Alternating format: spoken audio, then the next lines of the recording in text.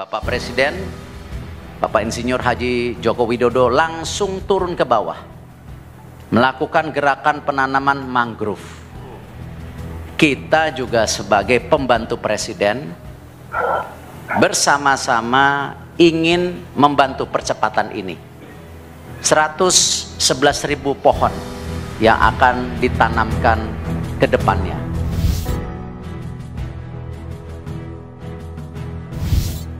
Hebat, hutan Indonesia terjaga diakui dunia. Menteri BUMN Erick Thohir mengklaim Indonesia masih diakui sebagai negara terbaik yang merawat kawasan hutannya. Buktinya, Indonesia hingga saat ini masih menjadi salah satu paru-paru dunia.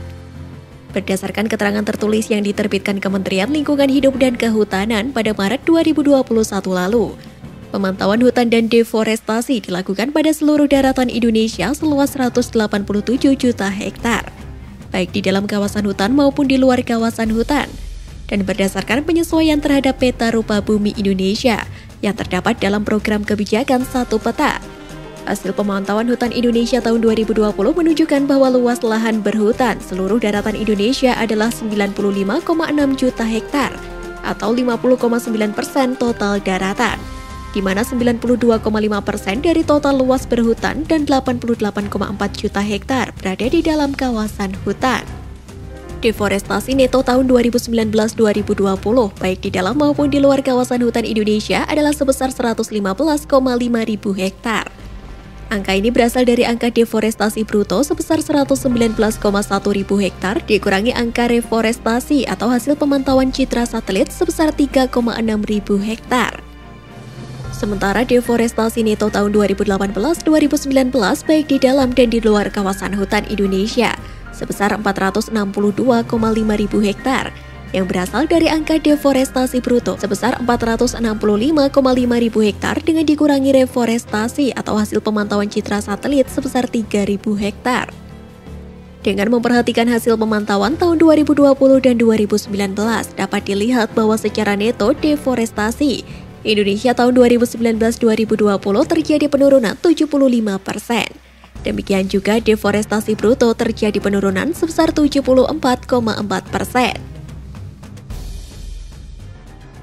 Bicara mengenai lingkungan hidup, Indonesia ini salah satu paru-parunya dunia.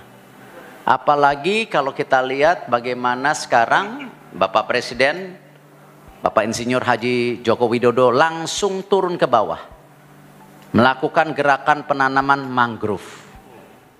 Kita juga sebagai pembantu Presiden bersama-sama ingin membantu percepatan ini.